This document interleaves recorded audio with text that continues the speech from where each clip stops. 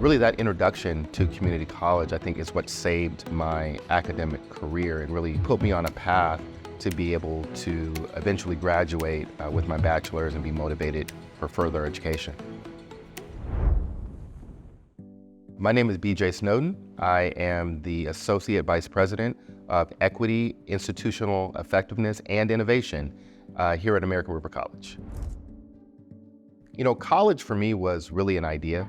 I didn't have foundationally an expectation of what it meant to be successful in college. So after my first semester directly at Sacramento State University, my cumulative GPA was a 1.13. So once the whole family got a look at that, we had to start creating a new plan for my higher education journey. And that's really where I was introduced to community college. And when I finally had that opportunity to really sit with it and to really think about what I want out of life and what I want specifically out of a college experience, I recognized that it wasn't going to just be doing the things that I wanted to do. I couldn't just passively earn a college degree. I mean, just right there in the words, earn a college degree. College degrees are not just given. You got to do work. So for me, it was about deciding about that work versus about the play. I think acknowledging how you're feeling is extremely important, especially as a young person. I'll speak as a young Black man. It wasn't culturally cool. It wasn't the thing that we did to acknowledge your feelings. I think one of the challenges I see for Black men specifically in college right now is an apathy from the student lens. There is a comfort in just showing up and expecting everything to work itself out. It's very similar to the challenges I faced as an undergrad. What I want to do and what I see, I think, as our future is really bringing the students along and impressing upon them the challenges and the grit needed to be successful in college, to making sure that we, as we structure all the support systems around them, know that there is a majority of this work is going to have to come from them. A majority of this work has to be based in your goals and your ability to work towards those goals. This is not a short-term investment. This is not, I can do this in a year and then I'm off to the races, I'm off running. No, this really is setting a foundation for your professional life. And if you do it right, if you invest in it now, the future is limitless.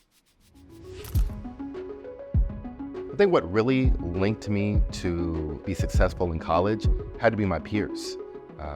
I started to see them fall off, and to be very blunt, they were choosing work or they were choosing other things to fill up their time. And when I started to be sort of the last person standing, it made me feel like I needed to shift my associations and look for areas and look for individuals that could help motivate me and keep me focused on really what the real goal was, which was to earn a bachelor's degree.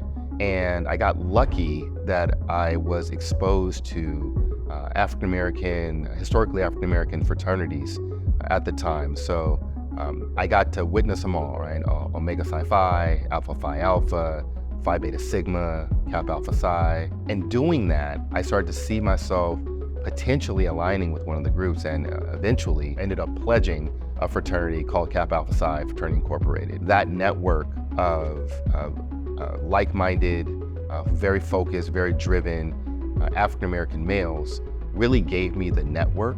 I think that was sort of the icing on the cake that just pushed me over the top and motivated me to be focused and committed to my education and really be committed to investing in myself in a very meaningful way. In 2011, it was the 100-year anniversary of the founding of the fraternity I'm a member of, Kappa Alpha Psi. At 100 years, we all met in Indianapolis. Some of us took the bus down to Bloomington to actually walk the campus and be in the same space as the founders of our fraternity. That moment was really magical for me. And I think professionally it was a turning point. I took time in that celebration to acknowledge the struggles of individuals who came before me. I took the time in that moment to acknowledge not just civil rights, but just to acknowledge the evolution of this country and the role of the Black man in this country. It was important to be around men in their 80s and in their 90s who were members of an organization that I too was a member of, to talk about our dreams, to talk about our aspirations, to talk about how we would like to see our organization thriving in the future in a way to support specifically the college education and achievement of African American males. I think the network that you develop when you're in school and the network that you develop, especially early on in your career, is going to be essential for anything you're going to try to accomplish. None of this is easy by yourself. As a matter of fact, I would argue that it's impossible to do this, especially college, by yourself. And again, whether it's people who are going to school with you, whether it's people in your friend group or your circle that can just be there if you need to vent, you need people who have achieved the things you're looking to achieve. You need peers, right? And you also need outside perspectives, all in your network. So I firmly believe the best thing about college is the people you go through it with.